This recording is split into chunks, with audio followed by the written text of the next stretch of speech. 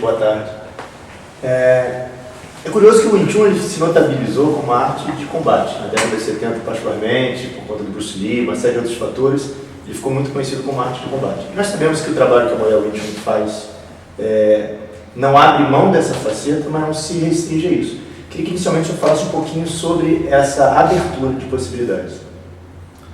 Primeiro, é interessante pontuar alguns elementos aí. Quando nós estamos falando de Moyal Wing Chun, nós estamos falando de uma linhagem decorrente de grão-mestre Moyal que valoriza o provimento da vida Kung Fu dentro de um contexto de acesso ao sistema Wing Chun.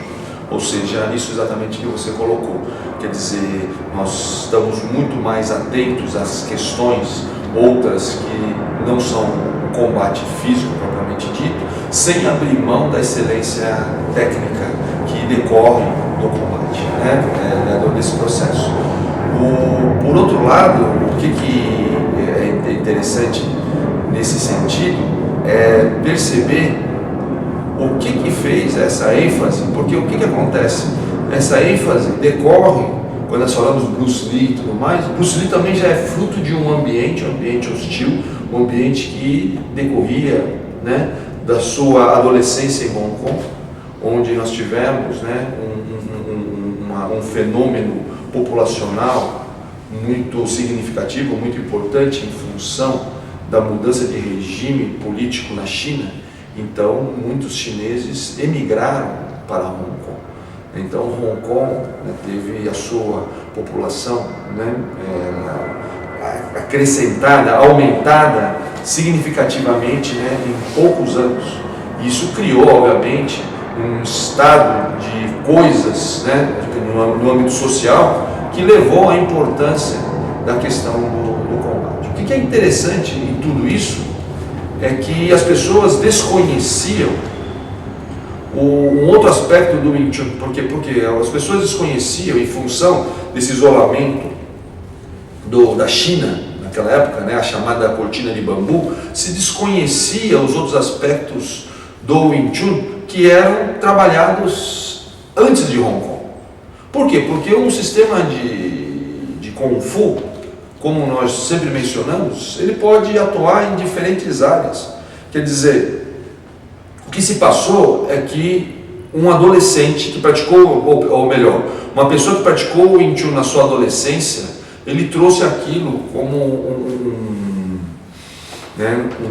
uma carga, uma herança, e trabalhou aquilo na fase adulta, que é o caso do Bruce Lee, influenciou através do cinema, milhares de pessoas dentro de uma mentalidade da arte marcial ser vista de uma maneira específica, e que eu acho que foi importante, é um movimento muito importante. Agora, nós não podemos esquecer os outros movimentos. Então, mesmo o Bruce Lee, que foi aluno do Patriarca Ip Man, o próprio Patriarca teve outros alunos, como por exemplo, Grão-mestre Moyal, e Moyal, nesse sentido, faz um movimento diferenciado de Bruce Lee. Então, quando nós falamos de Moyal Wing Chun, nós estamos falando, sim, de um compromisso de Moyal e seus descendentes, que somos nós, mas pautado numa herança que ele recebe do Patriarca Ip Man. Porque muita gente pensa que essa ideia de vida Kung Fu foi inventada por Grão-mestre Moyal.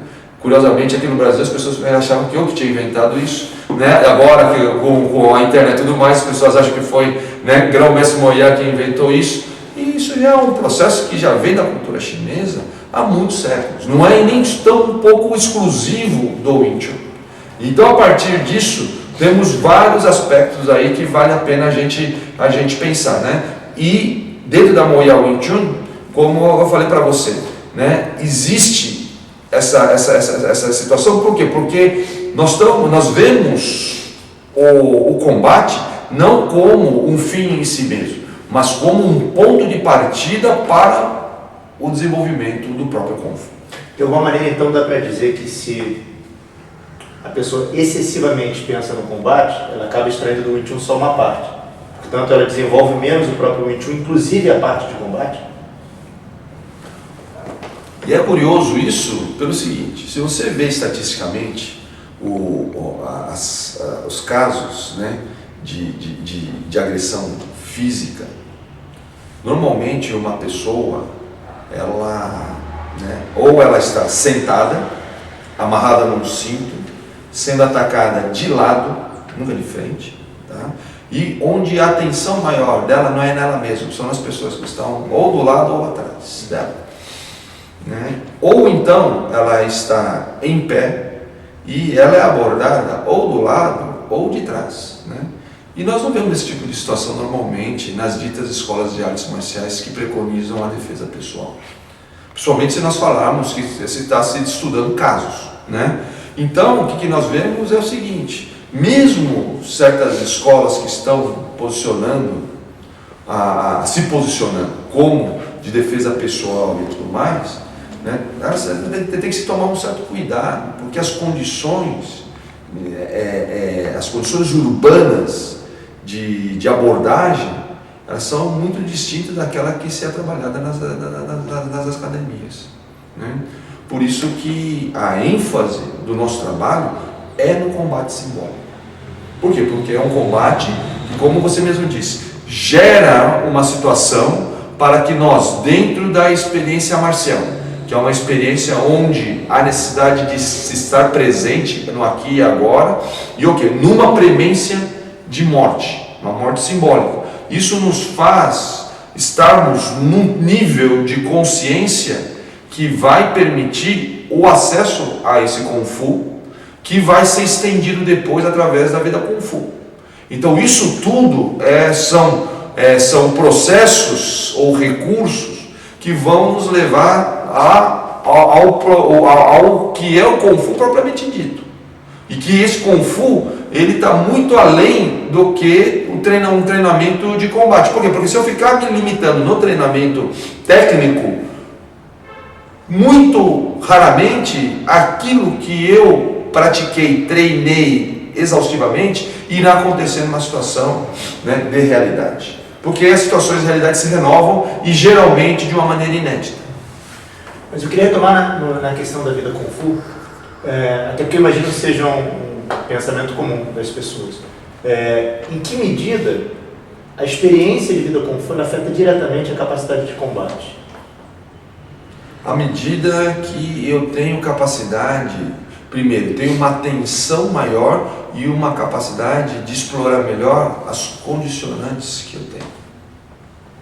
Então, por isso que, se nós observarmos, em geral, por que né, a fuga ela é a estratégia mais apropriada? Porque normalmente as condições nas quais eu me encontro são condições negativas. Quando um ladrão, né, um meliante vai abordar, né, uma família, ele vai abordar a família num momento de fragilidade, onde a pessoa, né, que teria mais condições de defender essa família, que seria, em tese, o pai da família, o chefe da família, ele teria atenção dividida com relação à preocupação com os filhos, com a esposa e tudo mais, né?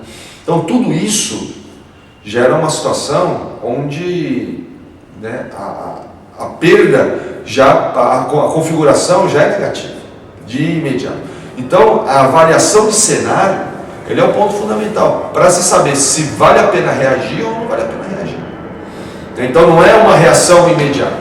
Então por isso que eu vejo muitos ditos especialistas, né, em segurança, defesa pessoal, que não é o meu caso, porque eu não sou um especialista na área, mas as pessoas, elas que alegam ser, elas muitas vezes defendem, não reajam ou reajam.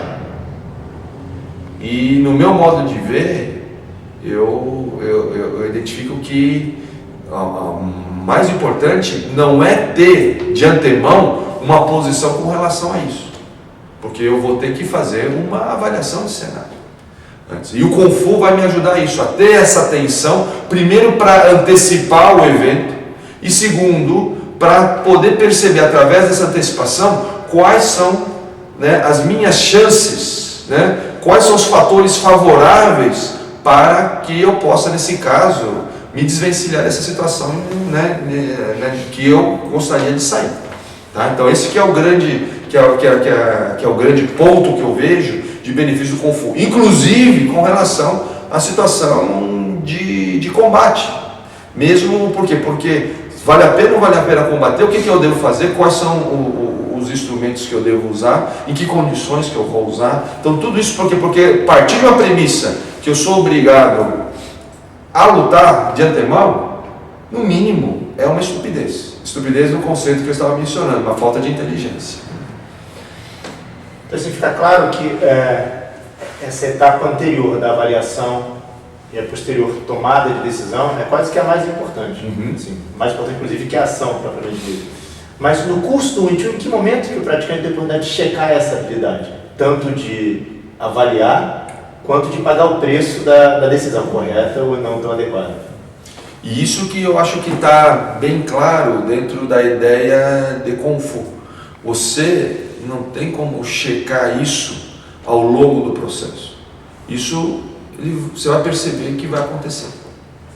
Né? Então, talvez se for isso que você está querendo dizer de checar, é exatamente isso. Eu não sei que momento que é, porque isso vai demorar conforme cada um. Por isso que é tão interessante o acesso pleno ao sistema, porque o sistema ele vai trabalhar com diferentes ordens internas, né? Diferentes lógicas. Cada domínio do sistema, e são 6 domínios, né?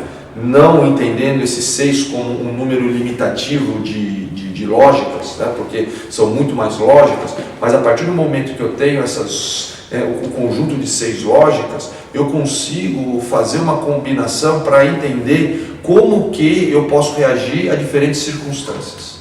E a partir daí, eu vou refinando e percebendo quanto que eu possa, né, alcançar uma condição de desenvolver uma avaliação e uma condução satisfatória para uma determinada situação, né? E outra coisa interessante, né? Esse processo ele não é uma curva crescente perfeita, né? Quer dizer, você vai ter altos e baixos porque vai depender muito do seu grau de atenção. Então, né, uma coisa que eu acho que não vale a pena ser feito nesse processo é aquilo que as pessoas chamam de uma avaliação, né? Quer dizer, o que tem que existir é o investimento paciente e perceber as condicionantes para isso. Que é, primeiro, você ter realmente um mestre da arte que vai poder conduzir você nesse processo, te prover a vida Kung Fu e te prover o acesso ao sistema. Quer dizer, não adianta nada esse mestre, ele próprio não ter o conhecimento do sistema. Porque o conhecimento do sistema não é só saber os movimentos, é saber exatamente como que cada domínio ele vai se desdobrar à medida que o praticante vai evoluindo.